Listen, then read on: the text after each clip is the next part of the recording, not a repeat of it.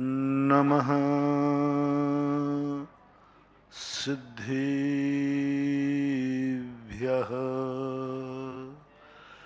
जय श्री ओम।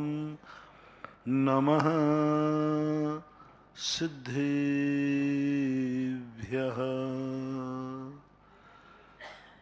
सर्वमंगल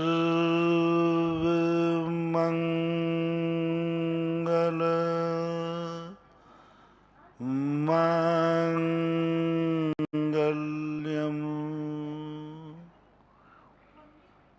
सर्वकल्याण कारकम् प्रधानम् सर्वधर्माणां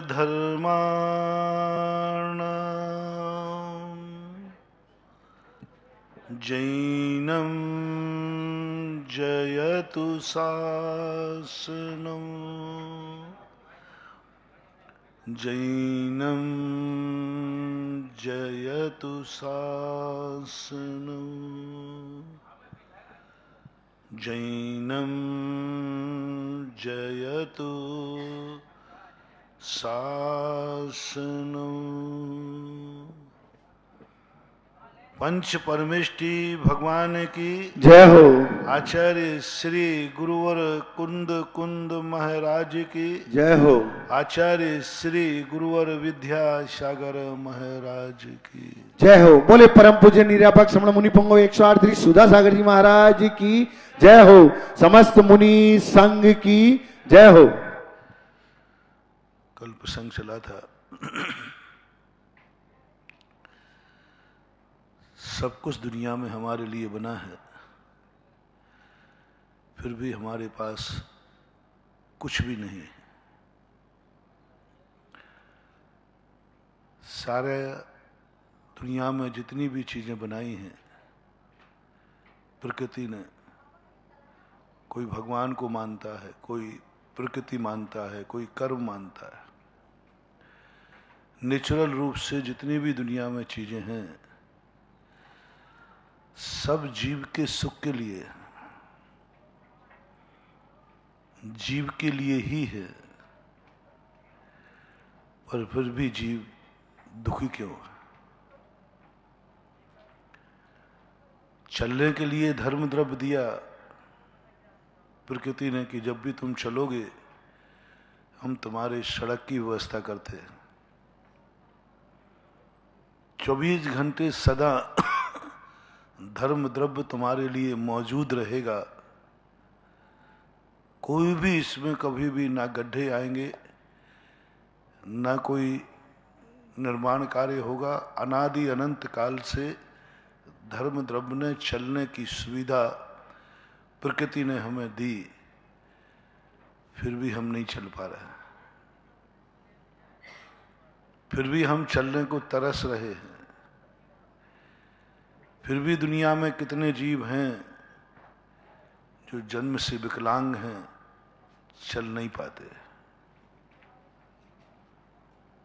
चलने के लिए पूरी तैयारी कर दी प्रकृति ने, पर हमने ऐसा क्या कर डाला कि सड़क मिली है पर हम चल नहीं सकते। हमें रुकने की व्यवस्था बनाई है कि जब तुम थक जाओ तो रुक जाओ, पर हम रुक नहीं पा रहे हैं, उस छाया का लाभ नहीं ले पा रहे। इतना बड़ा आकाश द्रव्य है, प्रकृति ने छाया अवकाहन करने के लिए इतना बड़ा आकाश दिया, फिर भी ना जाने कितने लोग हैं जिनके सिर पर छत नहीं है, जिनको रहने के लिए जगह नहीं है, किराए के स्थान पर रहते, स्वयं का कुछ भी नहीं है। इतने सारे कर्म बने प्रकृति ने कि तुम संसार में रहोगे तो पुद्गल कर्म तुम्हारा साथ देगा और तुम्हारी हर सुविधा का ध्यान रखेगा लेकिन फिर भी हम परेशान हैं, दुखी हैं, फिर भी हमारे पास कोई सुविधा नहीं है। इन सब कारणों के पीछे कुछ ना कुछ हमें अपनी तरफ भी देखना पड़ेगा। हमेशा हम भगवानों की तरफ, गुरुओं की तरफ, प्रकृति की तरफ देखते हैं। आजकल प्रकृति बदल गई है और जिनवाणी कहती है, प्रकृति को बदलने का आरोप लगाने के पहले सोचो कहीं तुम खुद तो नहीं बदल गए हो। प्रकृति को अपन कहते हैं आजकल मौसम बदलने लगा है, नहीं सोच पा रहा है कि मैं भी कितना बदल गया हूं। हमारे बाप दादे कैसे थे और हम कैसे हैं। लोग कहानी सुनाते, महाराज ऐसा युग था, ऐसी बरसातें होती थी, ऐसी ठंड पड़ती थी, ऐसे गर्मी पड़ती थी, ऐसे ऐसे मौसम थे। तुम्हें कैसे पता? बोले मेरे दादाजी सुना रहा करते थे। तो अब क्या उभरा? जब तो सब बदल गया। प्रकृति से पूछा कि क्यों तुम बदल गई हो क्या? प्रकृति कहती है मैं कौन होती हूं बदलने वाले, तुम्हारी ये दुनिया के भगत बदल गए इसलिए मैं बदल गई। दुनिया के आचार बदल गए, विचार बदल गए, हम खुद बदल गए। कहाँ है वो आचरण जो हमारे पूर्वजों में था? कहाँ है वो मुनिचर्या जो पूर्व मुनियों में थी? कहाँ है वह पूर्व मंदिरों में भक्ति जो पहले मंदिरों में थी? कहाँ है वह लोग सुबह उठ करके भगवान की भक्ति करते थे? कहाँ है वो? आटा पिसता था भक्तांबर पाठ के साथ, पानी भरा जाता था स्तुतियों के साथ, रोटी बनती थी छह ढाला के साथ, कुछ ना कुछ पढ़ते हुए करते थे। कहाँ है आज?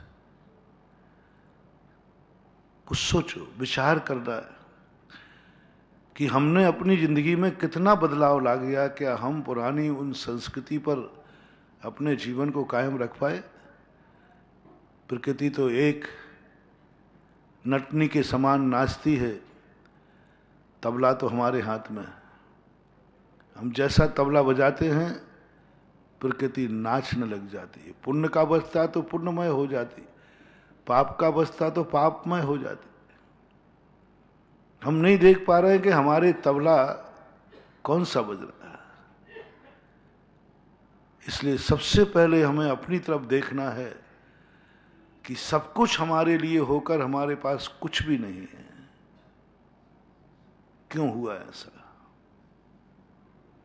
तो अभी 2 दिन से प्रसंग चल रहा है। हम वर्तमान अच्छा चाहते हैं,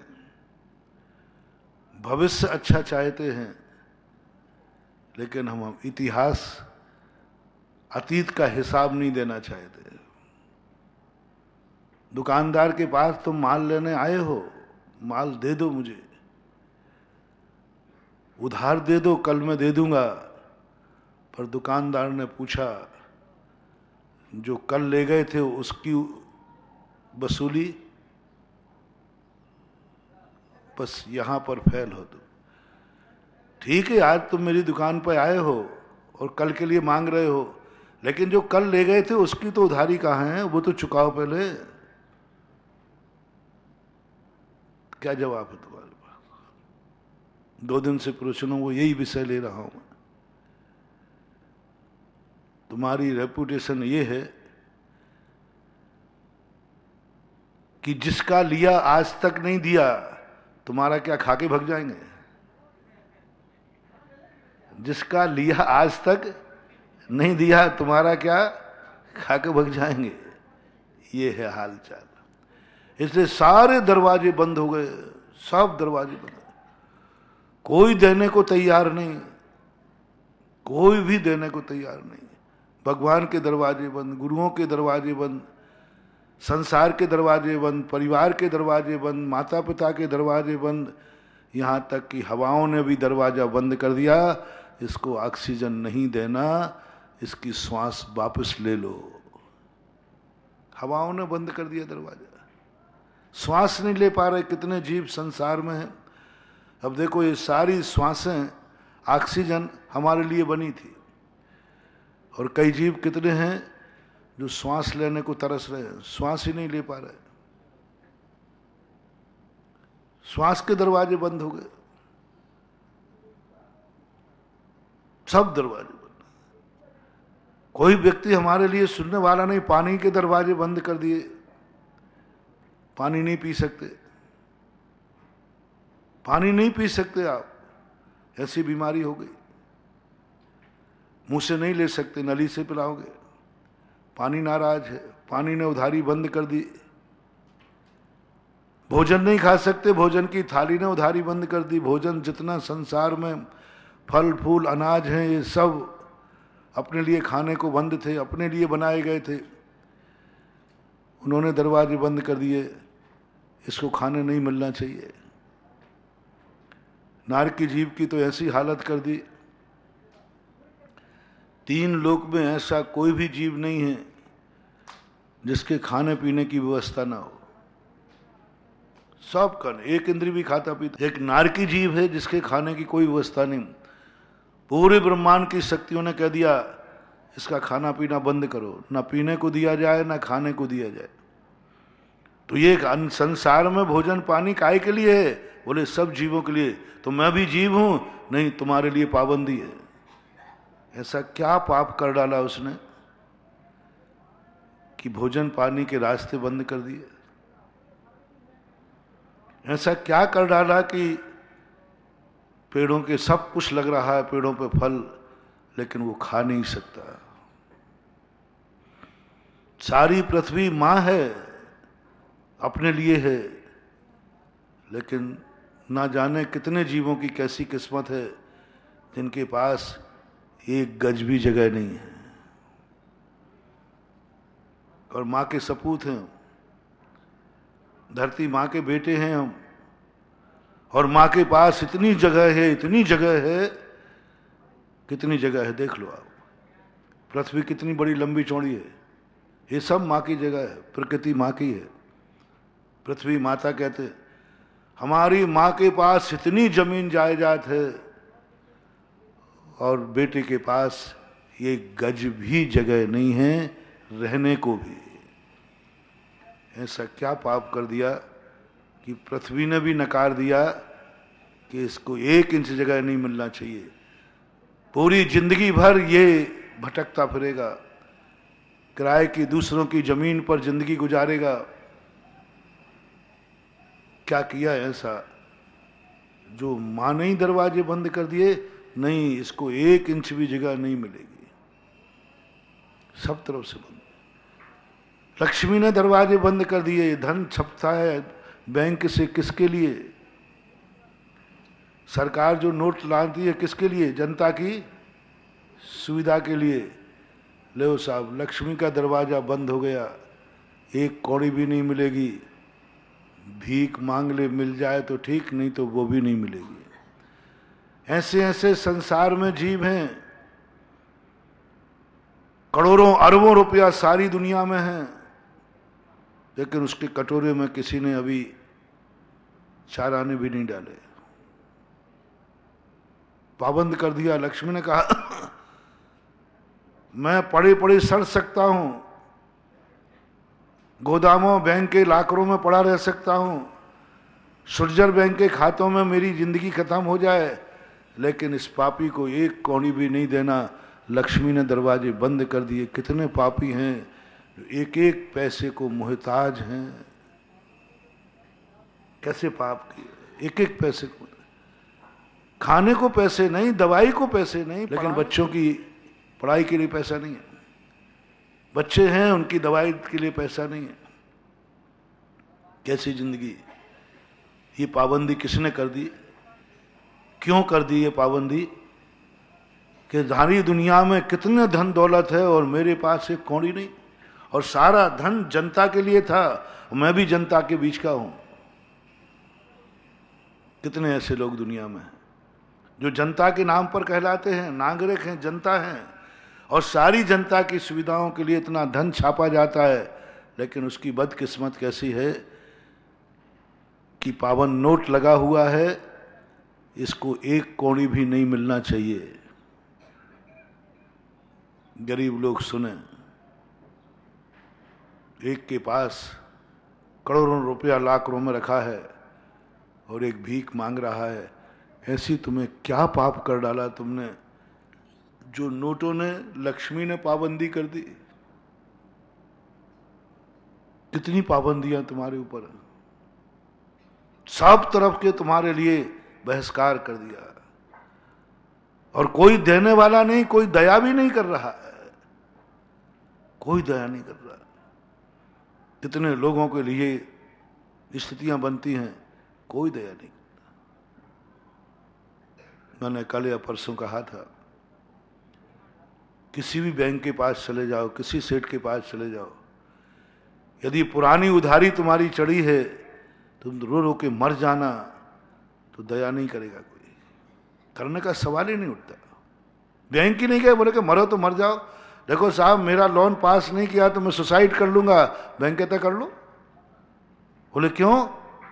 लोन किसके लिए दिया जाता है? बोले तो जनता के लिए। तो मैं जनता नहीं हूं, लेकिन पुराना लोन नहीं चुकाया अभी तुमने, पुराना ऋण नहीं चुकाया, और पुराना ऋण का अभी कर्जा तुम्हारे ऊपर है, पहले वो अदा करो, आगे की बात बाद में करो। ये सारी बातों को मैंने एक सारांश में, क्योंकि अभी ये पुराने साल का अंतिम सप्ताह चल रहा है, नहीं तो 1 तारीख को शुरू होगा आप लोगों के जनपद सत्य के अनुसार। तो मैं तुम्हारे पुराना 2020 तुम्हारा अच्छा निकलेगा कि नहीं, ये ज्योतिषी घोषणा कर रहा हूं।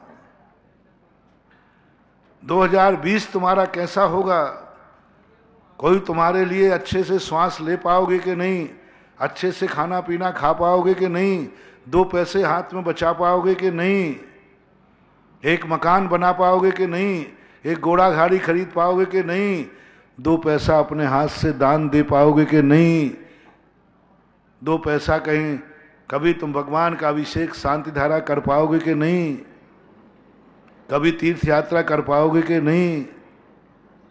ये सारी जितनी तुम्हारी आवश्यकताएं 2020 में जो तुम्हारी कल्पनाएं हैं, वे कल्पनाएं पूरी होंगी कि नहीं होंगी, वो ज्योतिष बता रहा हूं,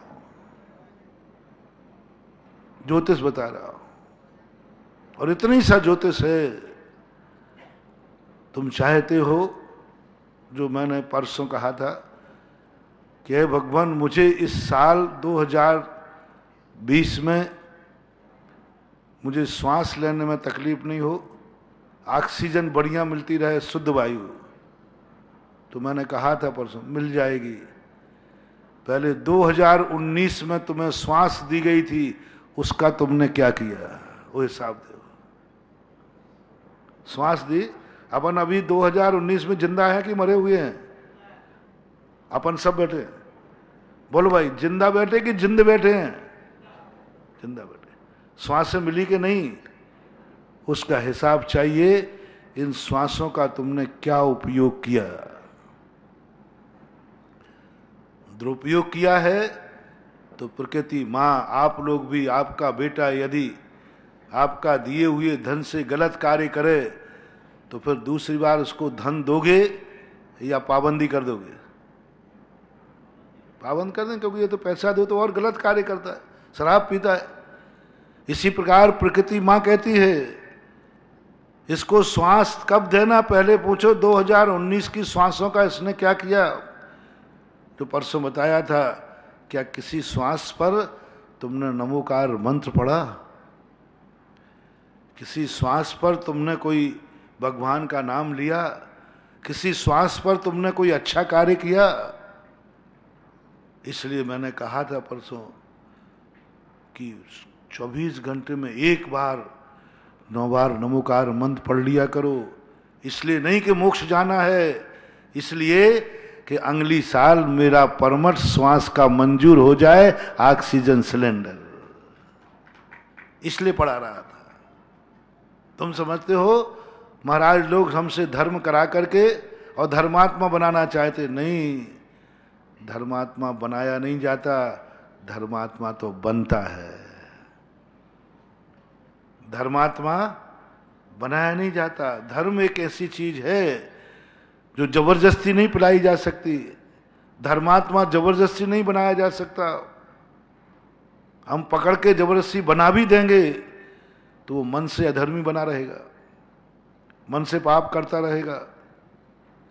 हमारे शास्त्रों में ब्रह्म गुलाल को उनके मित्र मुनि विष्णु को वारिशरण ने मुनि बना दिया, वो मन से भ्रष्ट हो गया। तन से तो ठीक, पुष्पलाल तन से तो ठीक था, लेकिन मन से भ्रष्ट हो गया। क्या करोगे? धर्मात्मा का संबंध मन से है, ज्ञान से है। यदि महावीर स्वामी चाहते तो सारे लोगों को धर्मात्मा बना देते, लेकिन उन्होंने कहा नहीं, जबरदस्ती किसी को धर्मात्मा बनाया नहीं जा सकता। इसलिए मेरा धर्मात्मा बनाने का भाव नहीं है क्योंकि धर्मात्मा तो तुम खुद बनोगे तभी धर्मात्मा कहलाओगे, मेरे कारण से नहीं होगे। लेकिन मेरा इतना जरूर है कि मेरे भक्त को पूरी जिंदगी में कभी श्वास की बीमारी ना हो, कभी ऑक्सीजन की जरूरत नहीं पड़े, कहीं श्वास नहीं ले पा रहा इसलिए ना मर जाए। मरना तो सबको है, श्वास नहीं ले पाया तो मर गया, ऑक्सीजन की कमी हो गई। इसलिए मैं कह रहा हूं कि श्वासों के हिसाब जो परसों मैंने हिसाब दिया था आपको बनाने का, इन श्वासों पर कभी नमोकार मंत्र लिख दिया करो, दिन भर में एक आध जाप पढ़ लिया करो, जप लिया करो। कभी कोई इन श्वासों में कोई धर्म की बात, पूजा पाठ, ये सब जाकर के जब तुम्हारे हिसाब में ये लिखा मिलेगा मरने के बाद, तो श्वास डिपार्टमेंट का व्यक्ति वहां होगा और वो देखेगा इसने श्वास का उपयोग किया है, सुबह उठते ही नमोकार मंत्र पढ़ा है। जाओ इसको ऐसे स्थान पर दो जहां कभी प्रदूषण ही ना हो और ऑक्सीजन मिले, कभी श्वास की बीमारी नहीं आए। अब आपको श्वास की बीमारी हो रही, दमा की बीमारी हो रही, ऑक्सीजन की कमी पड़ रही, हमारे पास आ जाते, महाराज जी मैंने कहा मैं क्या करूं, मेरे पास ऑक्सीजन सिलेंडर नहीं है, मैं क्या करूं, मेरे पास कुछ नहीं है। लो मैं दवाई बता रहा हूं, जो दवाई बताता हूं वो लेते नहीं और बीमार होने। हमारे पास देखो दो डॉक्टर हैं, एक वो डॉक्टर है धन का जो बीमार होने के बाद दवाई देता है, और एक डॉक्टर है मैं जो बीमार होने के पहले दवाई देते हैं जिससे बीमारी आई नहीं। दोनों में से ठीक बता दो कौन है? एक डॉक्टर वो है, चिंता मत करो बीमारी आ जाएगी, मेरे पास इंजेक्शन तैयार है, फैलने दो बीमारी। सरकार ने सारी तैयारी कर ली है, पूरी सरकार की तैयारी है, कैसी बीमारी आएगी दवाई है। और एक सरकार वो है कि मैंने वो पूरी तैयारी कर ली है टीका की कि ये टीका, ये इंजेक्शन यदि लगा दिया जाए तो उसको बीमारी आएगी ही नहीं। अब दोनों डॉक्टर हैं, अब तुम्हें कौन सा डॉक्टर पसंद है? वही वाला है, बीमार होने के बाद। तुम्हारी आदत बहुत गंदी है, आग लगती है जब कुआं खोदते हो। धन का डॉक्टर यही कहता है, धन का डॉक्टर कभी बिफोर टाइम दवाई नहीं देता, बहुत पॉलिसी है उसकी। अक्सर का डॉक्टर देखना, कोई एक आध अपवाद ज्यादा बात अलग है, इन डॉक्टरों के पास ऐसे इंजेक्शन होते हैं कि यदि पहले लगा दें तो बीमारी नहीं आए, पर ये नहीं लगाते। क्यों? बिजनेस है ना, व्यापार है। पहले एक इंजेक्शन लगाया बीमारी नहीं होगा, अरे बीमार होगा तो कम से कम 8 दिन दवाई तो खाएगा। आज मेडिकल बहुत बड़ा व्यापार बन गया। 99% डॉक्टर जानते हैं कि हम इनको बीमारी से बचा सकते हैं, लेकिन वो नहीं बताते। वो कहते बीमार हो चिंता मत करो, दवाई मेरे पास है। लेकिन तुम्हारे धर्म गुरु डॉक्टर व्यापारी नहीं है, इनका मिशन नहीं है, इनका बिजनेस नहीं है। ये कहते हैं कि मैं तो ऐसी दवाई बताऊंगा जिससे मेरे भक्त को बीमारी आवे ही नहीं, ऑक्सीजन सिलेंडर की जरूरत ही नहीं पड़ेगी। और वो तुम लोग लेते नहीं हो, क्योंकि जब तक तुम बीमार नहीं हो बिफोर टाइम कोई लगवाता नहीं। जो धर्म कहता है समझाओ अपने भक्तों को, यही मैं समझा रहा हूं कि अपनी श्वासों पर नमोकार मन पढ़ना चालू कर दो, कभी तुम्हें ऑक्सीजन की कमी नहीं आएगी, श्वास की बीमारी नहीं होगी। अब ये कितनी सरल दवाई है। अब बाद में बीमार होके मेरे पास आते हो, अब मेरे पास, क्योंकि मैंने पढ़ाई ही नहीं की। मैंने पढ़ाई बीमारी दूर करने की नहीं की है, मैंने पढ़ाई की है कि बीमारी आएगी नहीं। वो अध्ययन मेरा है, पूरा अध्ययन है मेरा, डीपली। आएगा ही नहीं संकट। जैन दर्शन संकट मोचक नहीं है, जैन दर्शन मंगल स्वरूप है। संकट मोचक किसे कहते हैं? संकट आने पर जो संकट दूर करे। और मंगल स्वरूप किसे कहते हैं? कि यदि सही मंगलाचरण तुमने कर लिया तो संकट आएगा ही नहीं। इसलिए जैन दर्शन में पूरा मैंने अध्ययन किया।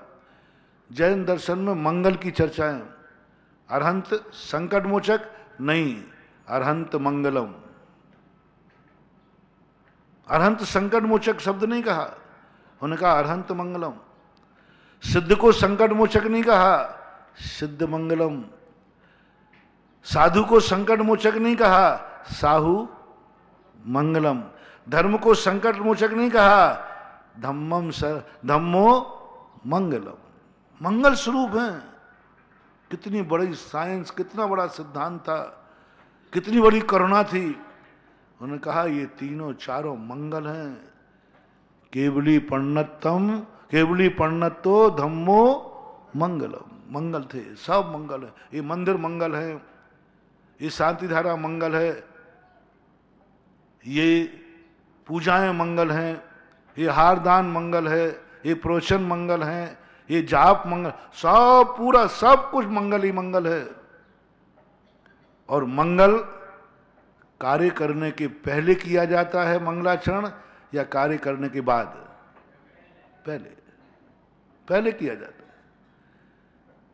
और जो पहले मंगलाचरण सही कर लेता है उसको बाद की जरूरत ही नहीं। बाद में तो शाम को, मैं तो कहता हूं कि सुबह हम तुम्हें मंदिर इसलिए नहीं बुलाते हैं कि तुम रात में संकट में थे, रात भर नींद नहीं आई, रात भर परेशान रहे, रात भर सिर दर्द हुआ, बीमारी हुई, इसलिए सुबह मंदिर आ जाओ।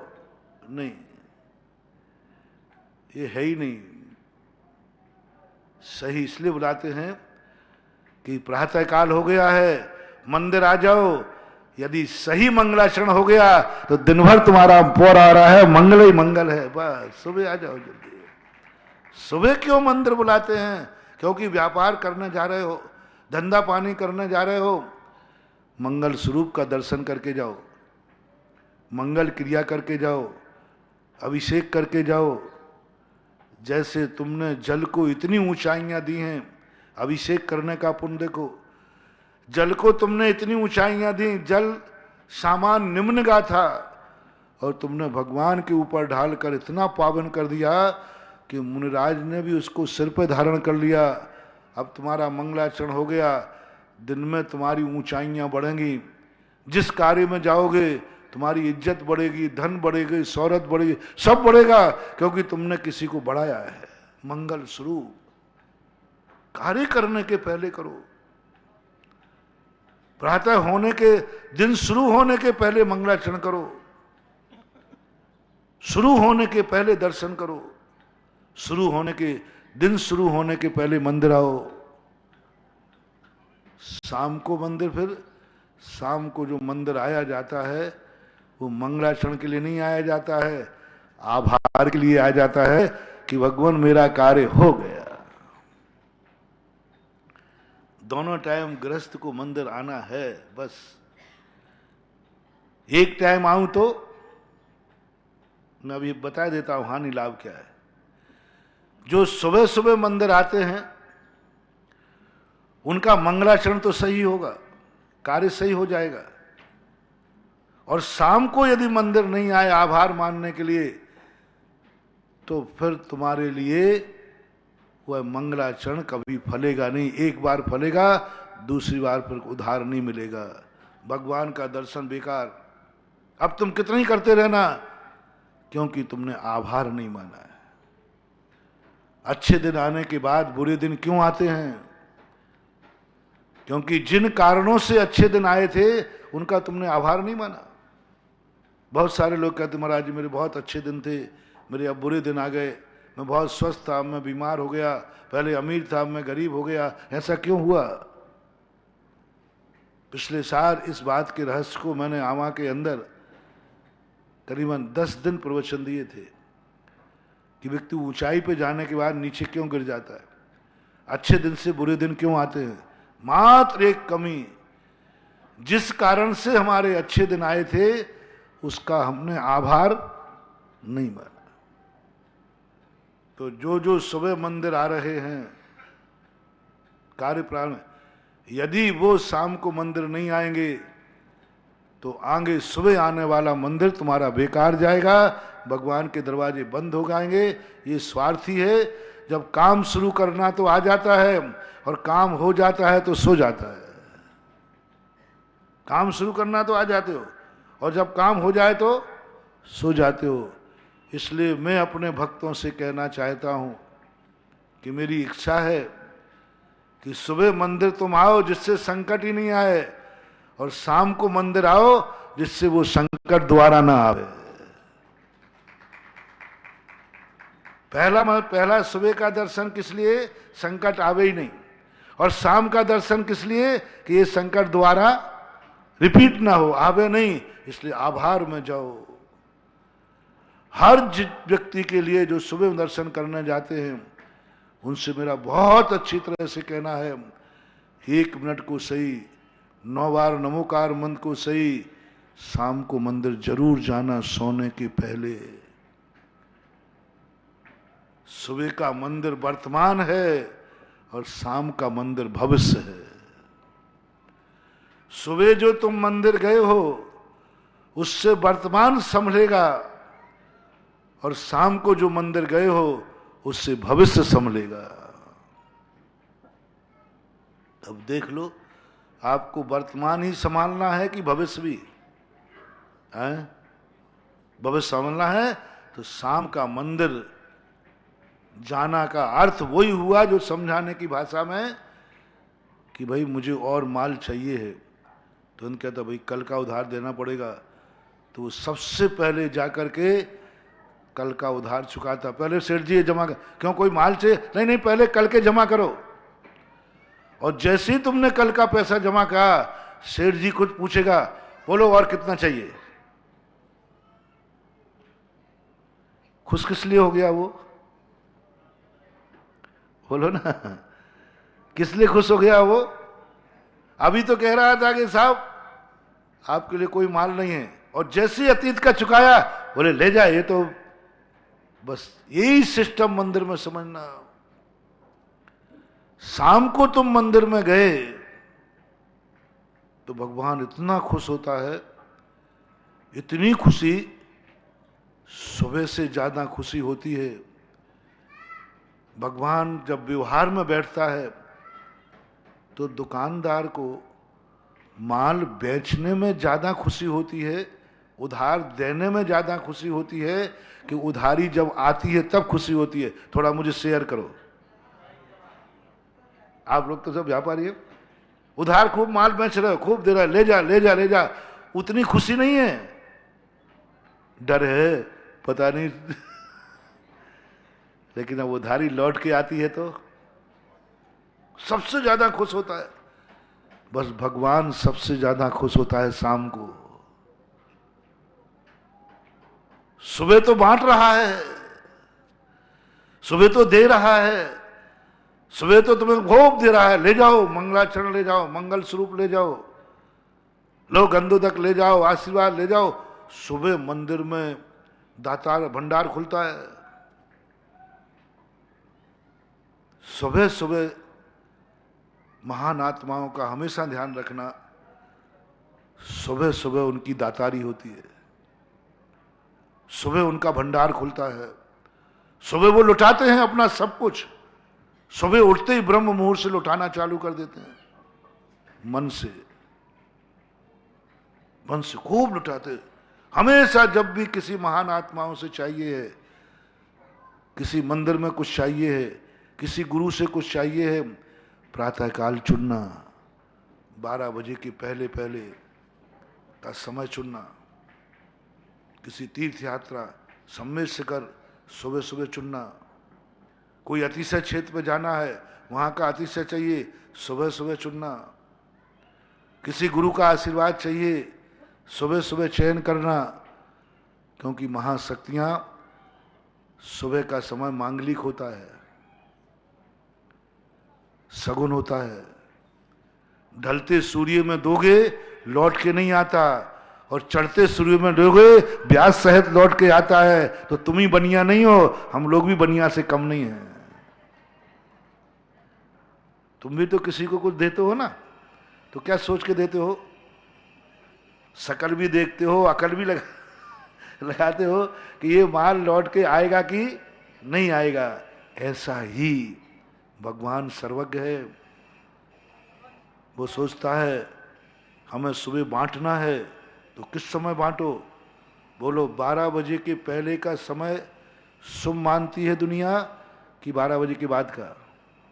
ढलता सूरज शुभ है कि उगता हुआ सूरज? उगता। उषा काल बोलते हैं, प्रत्यूष काल बोलते हैं, मंगल बेला बोलते हैं। और उस समय जो कार्य किया जाता है वह फलता फूलता है। इसलिए सारी महाशक्तियों ने, भगवान ने, गुरुओं ने, नमोकार सब ने बांध लिया।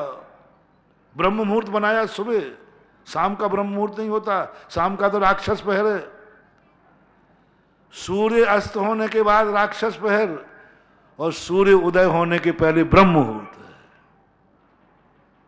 देखो कैसी बात है, वो शुभ है। तो जितनी ब्रह्मांड की शक्तियां हैं शुभ मुहूर्त में मिलती है, बांटते हैं वो। पेड़ पौधे, दिन में घूमना और सुबह घूमना अंतर है कि नहीं? दिन में घूमने में क्या फर्क पड़ता है? वही गार्डन में दिन में जाओ ना। सुबह सुबह क्यों कहा जाता है कि एकदम प्रातःकाल घूमो? पेड़ पौधे भी अपनी जो एनर्जी बांटते हैं वो प्रातःकाल बांटते हैं, ब्रह्म मुहूर्त से चालू हो जाता है। बहुत बड़ा रीजन है इसमें, समझना बात को। प्रातःकाल का घूमना सबसे ज्यादा शुभ होता है स्वास्थ्य के लिए। क्यों? प्रातःकाल प्रकृति की वनस्पति हवाएं इतनी खुश होती हैं, इतनी खुश होती हैं, बांटो, बांटने के लिए। और उनका मानना है प्रातःकाल जो हम बांटेंगे उसका दुरुपयोग नहीं होगा, वो वापस आएगा। इसी प्रकार प्रातः का स्नान हमारी भारतीय संस्कृति में दोपहर में स्नान करना, रात में स्नान करना कोई मतलब नहीं है। प्रातः का स्नान स्वस्थ कारक होता है। प्रातःकाल जल बांटता है, जल अपनी शक्ति बांटता है। इतना दातारा हो जाता है जल कि जो आज प्रातःकाल मुझे छुएगा, नहाएगा, पानी पिएगा, उसके लिए बिल्कुल मालामाल है, स्वस्थ करेगा। इसलिए प्रातः का स्नान माते धार्मिक रूढ़ी नहीं थी। ये जल की जो शक्ति है कब प्रकट होती है, कब शक्ति एनर्जी होती है, कब बांटता है जल? प्रातःकाल। प्रातःकाल हर चीज में लगा लेना आप। प्रातःकाल प्रकृति का, प्रातःकाल घर से छोड़कर खुले मैदान में आओ, पृथ्वी बांटती है, लेकिन आज सब प्रकृति के लोग, प्रातःकाल जो बांटने का समय है वो तो बिस्तर पे घूमता है तुम्हारा, कमरे के अंदर बंद रहते हो, एसी में बंद रहते हो, और प्रातःकाल ये ब्रह्मांड की शक्तियां बांटती हैं, और वो समय तुम्हारा सोने में जा रहा है। प्रातःकाल उठते ही व्यक्ति को खुले मैदान में पहुंचना चाहिए। धरती माँ का वरदान, धरती माँ की एनर्जी आपको चाहिए है तो जल, अग्नि, वायु सब में यही है। प्रातःकाल का दीप प्रज्वलन बहुत गजब का होता है, मंगल स्वरूप होता है। उठते ही दीप का प्रज्वलन, प्रकाश, सब में ही लगा लेना। इसी प्रकार मंदिरों में लगा लेना। प्रातःकाल का मंदिर भंडार खुला है महानुभाव, बहुत भंडार खुला है। भगवान उठते ही कहता है पहले बांटो। महान शक्तियां खाने के पहले बांटती हैं, उपभोग के पहले बांटती हैं। अच्छे लोग बाद में खाते हैं, पहले बांटते हैं। भरत चक्रवर्ती ने जिंदगी में कभी भी दूसरे को खिलाए बिना नहीं खाया, कभी नहीं खाया, किसी ना किसी को खिलाता था। और कुछ वर्षों पहले जैनियों की गांवों में, शहरों में आदत थी, जब हाट चलते थे ना, हाट, जैनी का घर देखना, जैनी के घर की पहचान बता रहा हूं। जैनी के घर में जितने लोग हैं, हमेशा प्रतिदिन एक व्यक्ति का ज्यादा भोजन बनता है। मान लो 10 लोग हैं तो वहां घर की महिला नियम से 11 का भोजन बनाएगी ही बनाएगी। ये जैनी की पहचान है। जिस रसोई घर में भोजन को पहचान कर लेना, कितने का भोजन बना है, तो तुम लोग कितने लोग हैं, 10 लोग, तो 9:45 का बनता है। और जैनी का घर है, 10 लोग हैं तो 11 का भोजन बनेगा ही बनेगा। वह जैनी का घर है। बोले 11वां कौन है? बोले जैनी का घर है, शाम तक कोई ना कोई अतिथि जरूर आएगा, नहीं आएगा तो बाजार से पकड़ के लाएगा, लेकिन लाएगा। एक को जरूर खिलाएगा, तभी खाएगा। और इसका चमत्कार मैंने बताया था। जिन घरों में 10 लोग होने पर 11 का भोजन बनता है, उन घरों में कभी भी कोई भूखा नहीं सो सकता, किसी भी हालत में, जब तक है। और इसका चमत्कार एक बार मैंने बताया था, महाराणा प्रताप का। राणा प्रताप जब जंगल में थे तो उन्हें घास की रोटी खाना पड़ी। बर्रू घास होती है, घास है ना, ये भूसा वगैरह मत लेना, एक जंगली मूंग के समान दाना होता है, बर्रू मूंग करते, बर्रू। उधर उदयपुर तरफ बहुत होती है। उदयपुर की हल्दी घाटी में खूब है, मैं देख के आया। वहाँ गया था मैं उदयपुर चतुर्मास के समय, हल्दी घाटी में। और वहाँ मैंने पूछा, मैंने वो घास कौन सी है जो राणा प्रताप ने खाई? तो बर्रू घास मिली वहाँ पर। मैंने कह दिया यही घास खाई होगी राणा प्रताप ने। दाना होता मूंग जैसा, हरा दाना होता, बिल्कुल मूंग ही मान लो, आपको देखने में मूंग जैसी लगती है। उसकी रोटी बनाई। तो राणा प्रताप ने, उनकी जो पत्नी थी, 2 पत्नियां थी उनकी पहले थी, जिस समय संकट आया, इसमें तो एक बिजोलिया की पत्नी थी, अजबदेह, बिजोलिया की बेटी थी, लेकिन वो तो मरण को प्राप्त हो गई। अकबर ने एक षड्यंत्र के द्वारा उसे मरवा डाला। फिर दूसरी उनकी पत्नी थी रूप कुमार, फूल कुमार, रूप कुमार या फूल कुमार ऐसा नाम है। वो मेवाड़ के राजा की थी, बेटी थी। उसके साथ उन्होंने जो दरिद्रता का जीवन व्यतीत किया। और उनका बेटा था उस समय अमर सिंह। और उस समय उनके साथ में जो घास की रोटी बनाने की बात आई, थोड़ा सा आटा था, राणा प्रताप ने कहा 4 रोटी बनाना। राणा प्रताप की पत्नी कहती है, पहले ही आटा कम, और अपन 3 लोग तो हैं ही, 4 किस लिए? 4 किस लिए रोटी बनना है? बोले इसलिए काश भोजन खाते खाते, बनाते बनाते अपने से भी ज्यादा गए भी था कोई इस जंगल में और आ गया तो? जब अपने ऊपर एक चित्तौड़ के राजा को,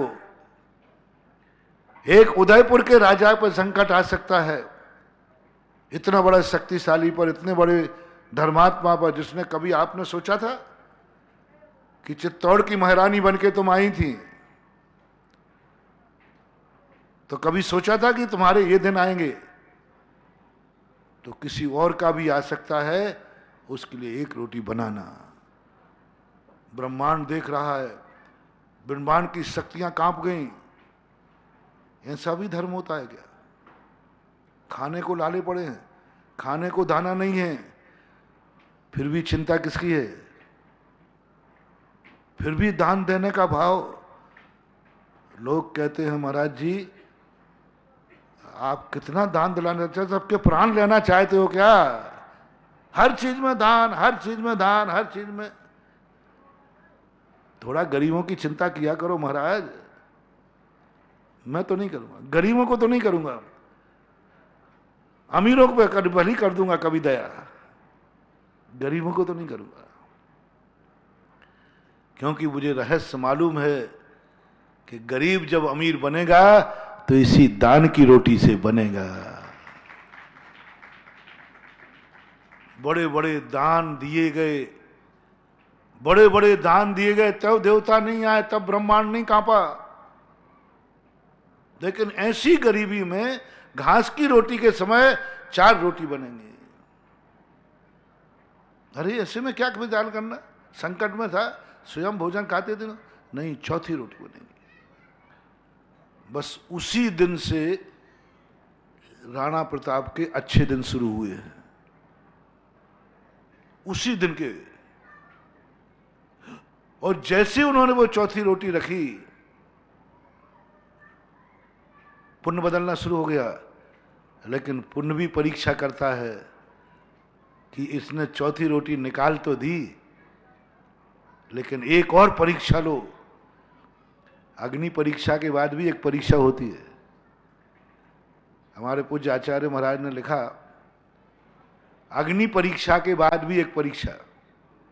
मूक माटी लिख रहे हैं ना वो, तो मूक माटी में लिखा, बेचारी वो माटी इतने संकट सहन किए। पहले तो उस पर गेंतियां चली, खान से निकाला। आचार्य जी ने क्या उसकी वेदना का वर्णन किया। चीख उठी माटी, गेंतियां चली, फड़ुआ चले। प्रकृति मां कहती है सहन कर ले, अभी पूज्य बनना है।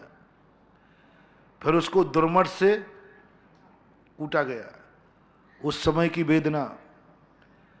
फिर पैरों से रौंदा गया, कीचड़ बनाया ना गारा। फिर चाक पे घुमाया गया, चक्कर आ गया। अंत में जो कुछ प्रोसेस करते, अग्नि के हवा में रख दिया मटके को। तो अब माटी सोचती है चलो इसके बाद तो अब कोई परीक्षा नहीं होगी, अब तो कोई परीक्षा नहीं होगी, अब तो मैंने सब अग्नि परीक्षा दे दी। लेकिन जब अग्नि से निकाल करके कुम्हार ने मटका निकाला, ग्राहक खरीदने आया, तो वो देख करके टक टक टक कर रहा है, मटका घबरा गया। अग्नि परीक्षा के बाद भी परीक्षा। क्या करते हैं वो बजाते ना मटके को, ऐसे करते हैं। क्यों करते हैं ऐसा? और यदि अग्नि परीक्षा के बाद दरार आ गई तो फिर क्या दशा होती है उस मटके की? बाबर नहीं, ऐसा फेंकते हैं, मर गई बेचारी वो माटी। कहां जाकर के फेंक दिया, कितने संकट झेल झेल करके घड़ा का रूप लिया। उसके बाद थोड़ी सी दरार आने पर रिजेक्ट कर दिया गया। जिंदगी भी बंधु ऐसे ही माटी के घड़े के समान है। बहुत बड़ी बड़ी अपन तपस्या धर्म सब करते हैं, लेकिन अंत में भी यदि एक दरार आ,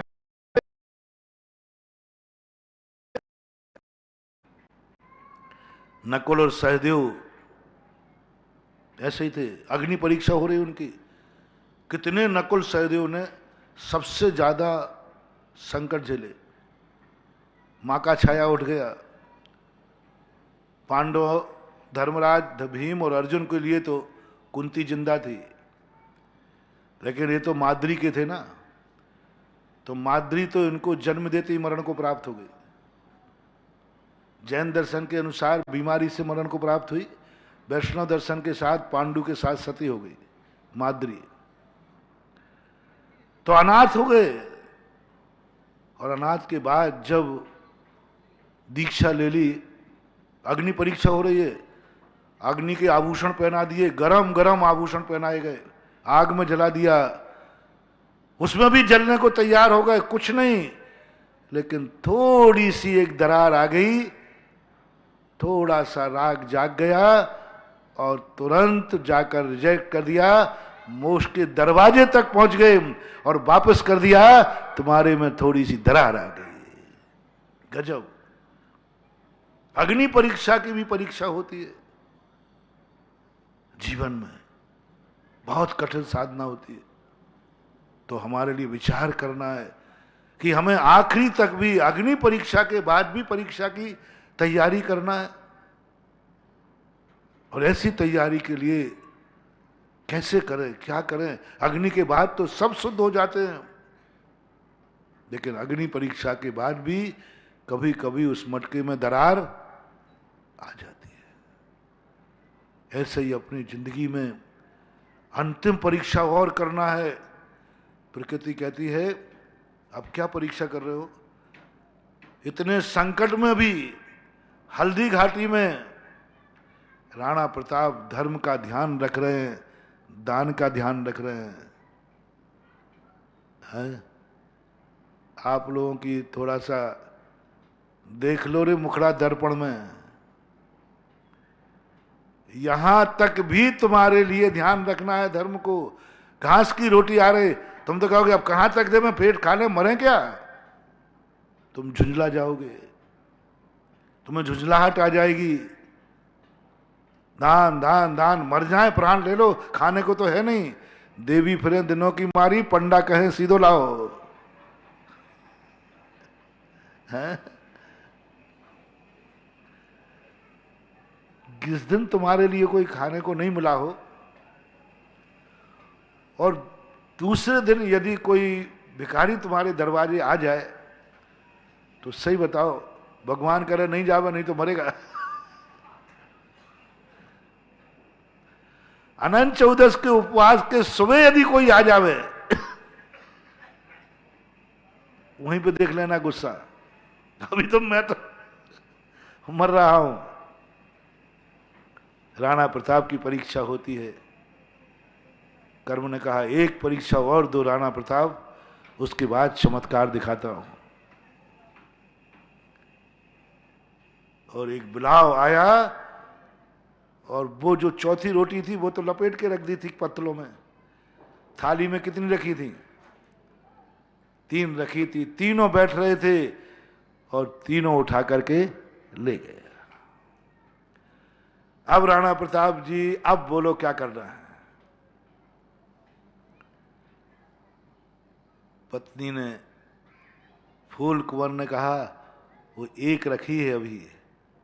राणा प्रताप नहीं, उस तरफ मत देखना, वो अतिथि की रोटी है, उस तरफ मत देखना।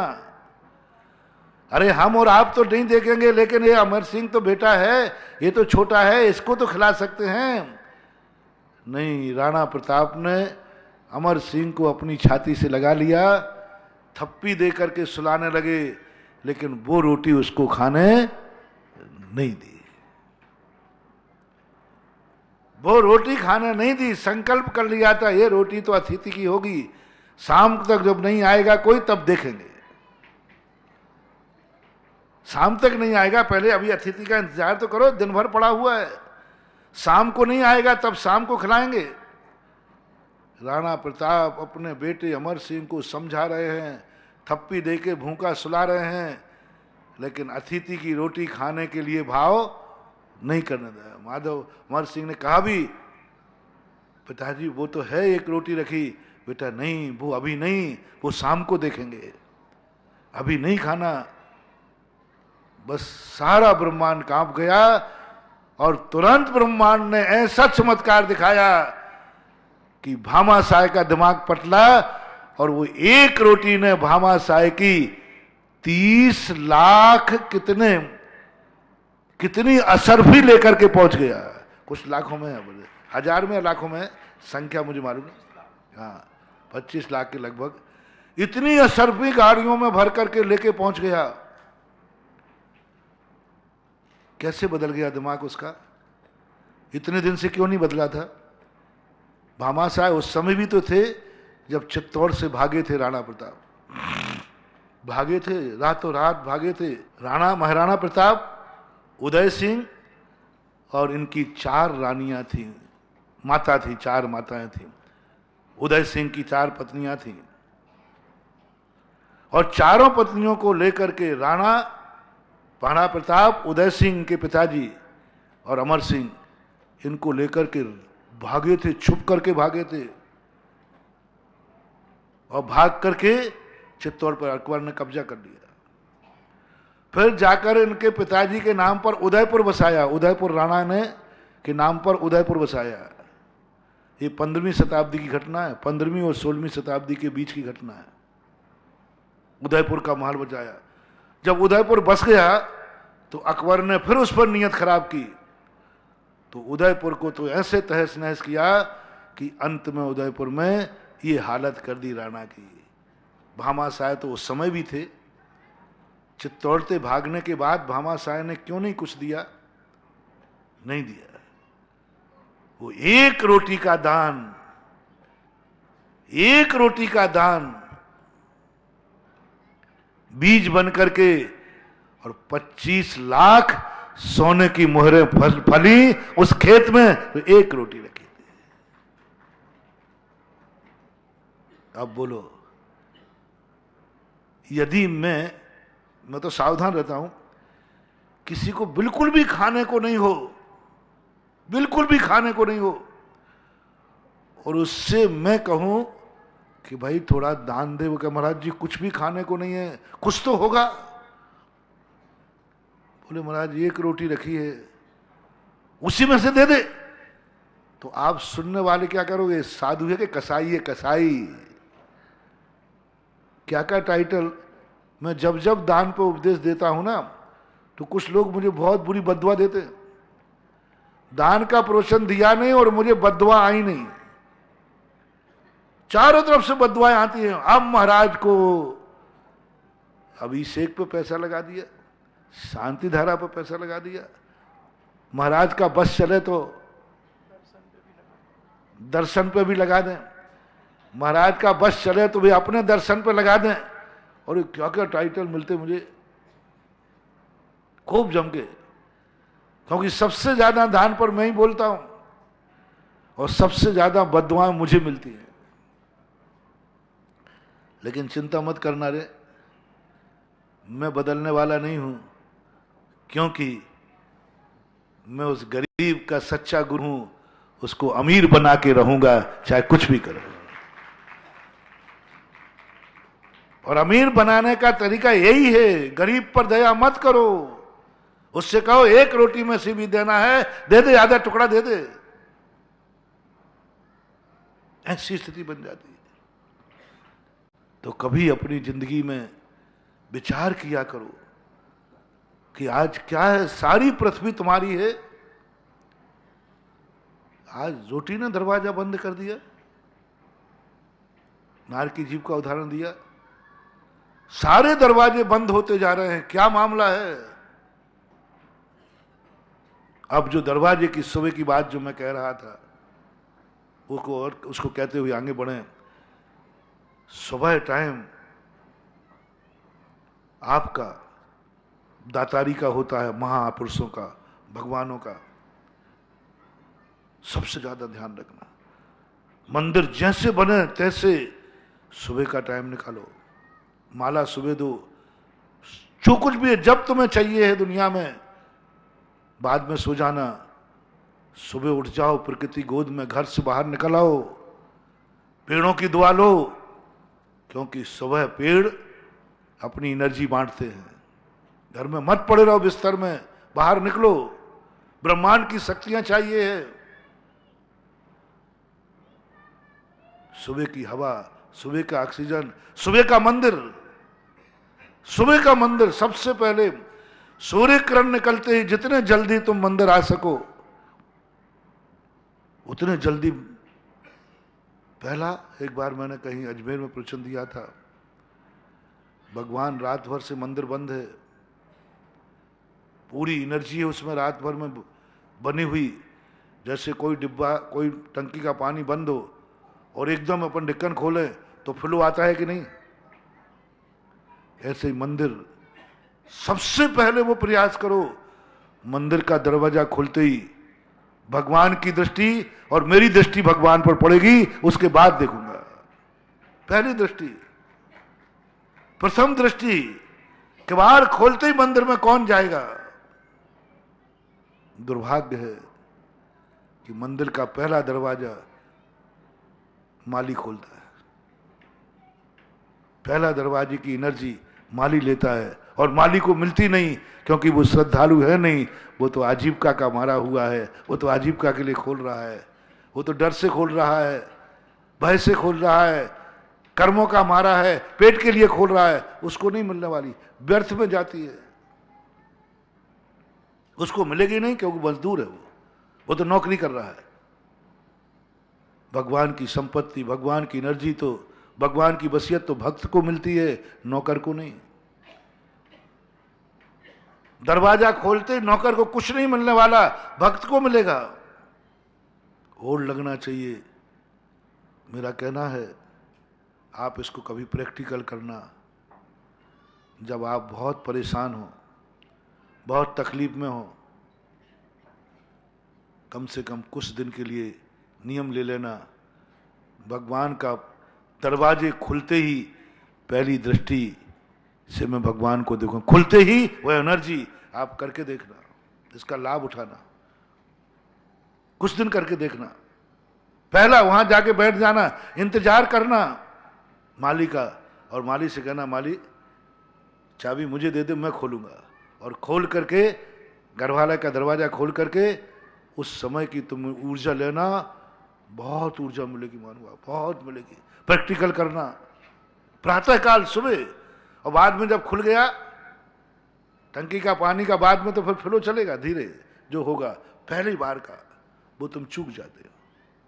प्रातःकाल जहां से जो लेना है, प्रातःकाल का समझ, चढ़ता हुआ सूरज 12 बजे तक चढ़ता है, अंत में एक 12 बजे के पहले एक घड़ी का अभिजित मुहूर्त आता है। अभिजित मुहूर्त, जब पूरा सूर्य चलते हुए अंतिम चढ़ाव पर है, बिल्कुल ऊपर आने वाला है, उसको अभिजित मुहूर्त बोलते हैं। यानी संसार का कोई मुहूर्त न मिले तो अभिजित मुहूर्त में कार्य कर लेना, अपने आप सफल हो जाता है, उसका नाम है अभिजित मुहूर्त। क्योंकि अब सूर्य बिल्कुल बस 12 बजे ठीक, इसके बाद फिर क्या हो गया, ढलता हुआ सूर्य है, फिर तुम्हें जो करना हो सो करो, तुम्हारी मर्जी पड़े तो करो। प्रदोष काल चालू हो जाता है। पहले 2 काल चलते हैं, 2 पहर होता है, उन 2 पहर को, पहले काल को प्रत्यूष, दूसरे को दोपहर, और तीसरा काल जब सूर्य ढलता है तो उसके बाद आता है प्रदोष काल, उसका नाम ही रखा प्रदोष काल।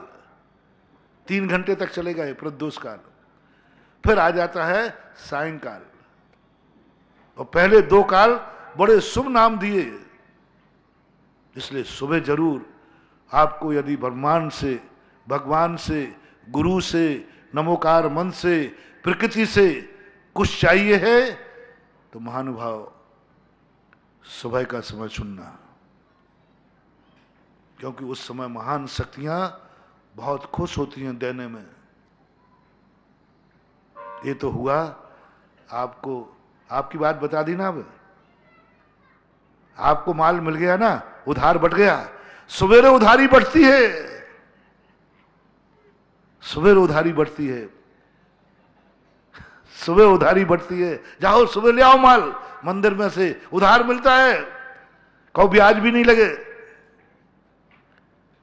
लेकिन अब दूसरी बात जो मैंने कही थी, साहूकार ऋण देना तो चाहता है, देना चाहता है, देता है, खुला भंडार देता है, लेकिन सबसे ज्यादा खुश देते समय नहीं होता है, सबसे ज्यादा खुश होता है जब लौट के आता है। अब भगवान सबसे ज्यादा खुश कब रहता है? शाम को, शाम को खुश रहता है, बहुत खुश रहता है। जितने लोग सुबह आए थे वे सारे के सारे शाम को आ जाएं तो समझ लो कल आपको डबल माल मिलने वाला है, क्योंकि शाम को उधारी आ चुकी है। बहुत सरल उदाहरण दिया मैंने।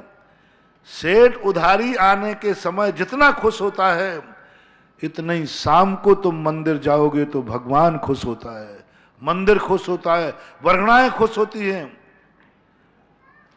आप बिल्कुल वही उदाहरण में बहुत सरल देता हूं। आपके यहां दुकान पर एक ग्राहक माल लेने आ रहा है और एक ग्राहक उधारी देने आ रहा है, दोनों में से आपकी विशेष किसको महत्व दोगे?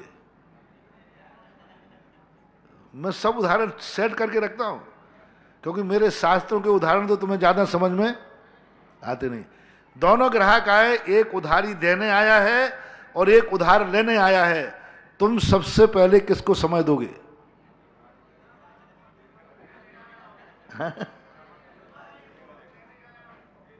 बोलो भाई। देने वाले को, लेने वाले भाई बैठ जाओ बैठ जाओ, इससे निपटा लो, नहीं तो ये चला गया तो मामला गड़बड़ है। और दुर्भाग्य है कि ग्राहक माल दुकान पर लाके आके ले जाता है, लेकिन उधारी के लिए माल तो एक बार में ले गया पट्टा, उधारी के लिए कितने बार जाना पड़ता है। बैसाख के महीने में सेठ जी कल आना, जी कल फिर पहुंच गए, बोले सेठ जी तुम तो ऐसे बैठे हो जैसे, और जब आया था तुमने नहीं कहा था कल आना। ये संसार है। माल जब मिलता है तो तुरंत आ जाता है, लेकिन जब उधारी चुकाना पड़ती है तो बहुत कम आते हैं। और यही हाल चल रहा है मंदिरों को। सुबह तो मंदिरों में खूब भीड़ मिलती है क्योंकि यहां लेना है, और शाम को भीड़ कम मिलती है क्योंकि वहां देना है, यानी दिवाली डूबती है भगवान की। 2-3 बार की बात तो तुम क्या उदासी हो जाते हो, लगता है उधारी जाती है। भगवान से भी मैंने पूछा, भगवान कितनी, सुबह में बड़ा खुश होता हूं, भगवान आप इतना बांटते हैं, देखो लाइन लगी है, बोले सबको देता हूं। शाम को बोले बेटा देख ले इतनी उधारी आती है, कितने परसेंट, शाम सुबह कितने परसेंट, शाम को कितने परसेंट, आप बोलो। मान लो सुबह 100 आदमी हैं तो शाम को कितने मान लो, 10 मान लो, 90 तो खा गए। यानी अब भगवान दिवाली बनाएंगे कि दिवालिया? यानी आपके 100 ग्राहकों में 90 ने तो आए ही नहीं लौट के, 10 आए देने के लिए, दिवालिया हो गए। और जब दिवालिया सेट हो जाएगा तो फिर अगली बार से क्या वो देगा ही नहीं।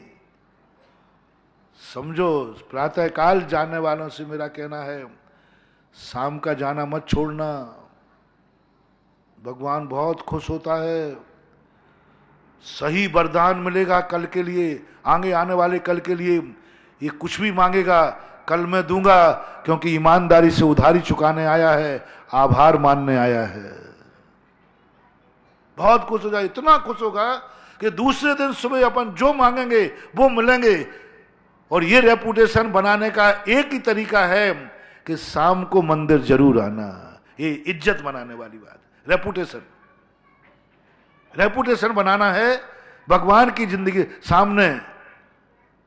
कभी ऐसा मौका आ जाए कि भगवान से मैं जो मांगू वो मिलेगा, तो शाम को मंदिर जाना जरूर चालू कर देना।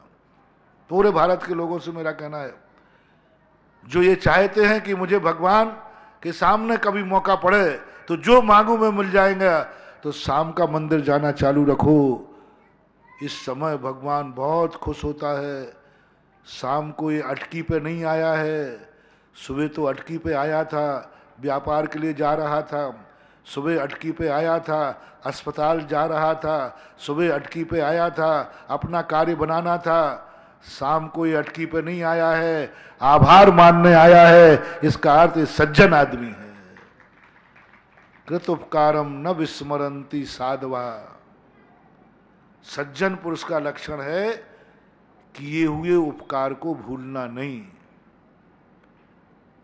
आभार जरूर मानना। भगवान की लिस्ट में सज्जन बनना है। भगवान शाम को आया, क्यों आया? बोले सुबह आपका मंगलाचरण करके गया था ना, शाम को बहुत बढ़िया रहा, आपका आभार मानने आया हूं बस।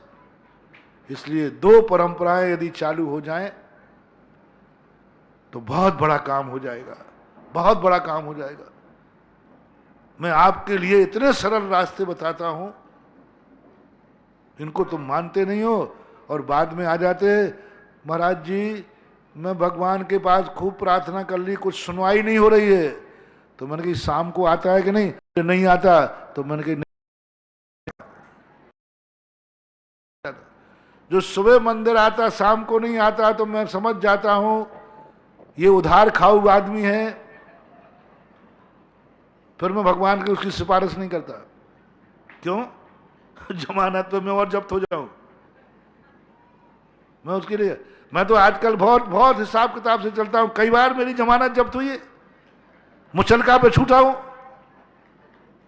तुम्हारे कारण से। तो आजकल तो पहले पूछ लेता हूं, मैं भगवान से तुम्हारी सिफारिश करूंगा, तुम शाम को आते हो कि नहीं? नहीं आते तो मैं समझ लेता हूं कि इसको मत दिलवाना लोन, ये लौट के आने वाला नहीं है। इसलिए मैं कह रहा हूं सुबह और शाम को 2 मिनट को सही फरार मत होना। लोन लिखने के बाद भागना मत, क्योंकि कल फिर संकट आ सकता है। संकट एक बार ही आता है ऐसा नियम नहीं, कल दोबारा भी सेठ से बना के चलना, भगवान से बना के चलना। जिसने अपने ऊपर उपकार किया है उससे सदा बना के चलना। ये मत सोचना अब जरूरत क्या है, नहीं, कल फिर जरूरत पड़ सकती है, कल फिर जरूरत पड़ सकती है। ऐसी इसलिए जो 3 दिन से मैं प्रवचन दे रहा हूं, अतीत का हिसाब दो। 31 तारीख के पहले पहले इस साल का हिसाब चाहिए है। 1 जनवरी के बाद नया खाता खुलेगा और क्या क्या तुम्हें मिलेगा वो सब बाद में बताऊंगा। पहले 31 तारीख की चुकता करो, लेकिन बताओ क्या क्या किया। आज कितनी तारीख है? 28 है, अभी 3 दिन है। बना लो, हर व्यक्ति बना ले भी अपना हिसाब।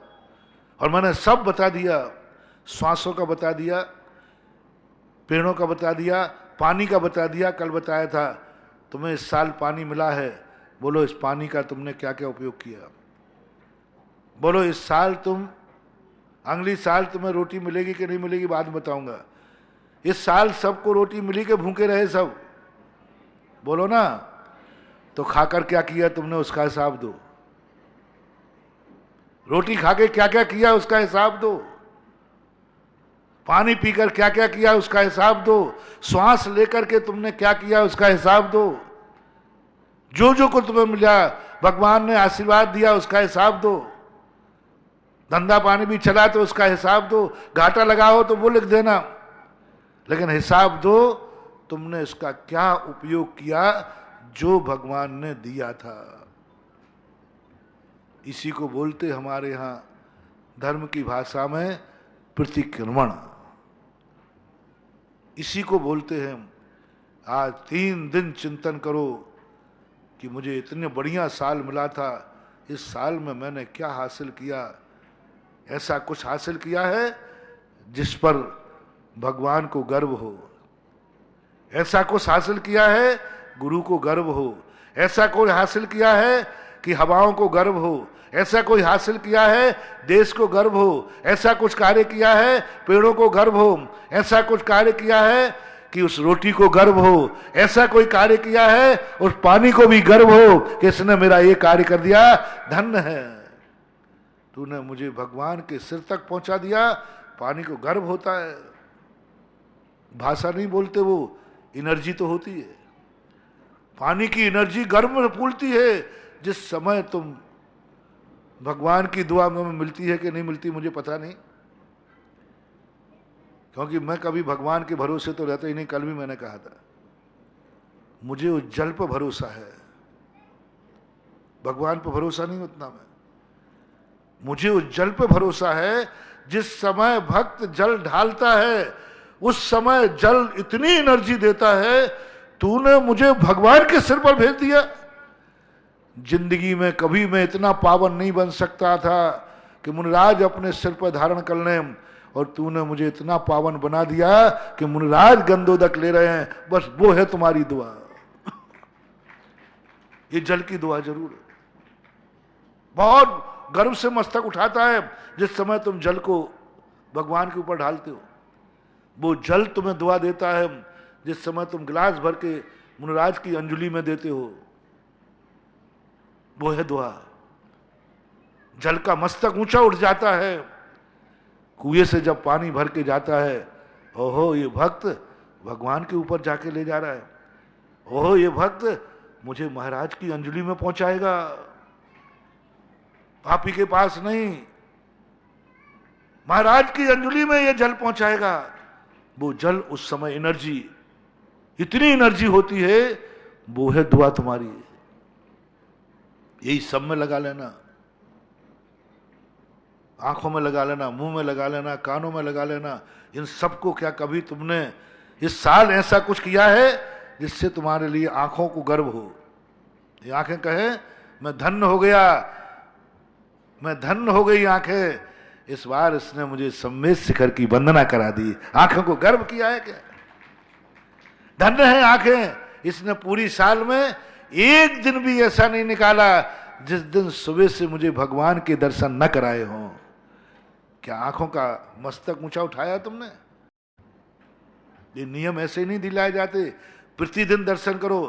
प्रतिदिन दर्शन से भगवान से तुम्हें क्या मिलेगा मुझे पता नहीं है, लेकिन तुम्हारी आंख तुम्हें ऐसी दुआ देगी।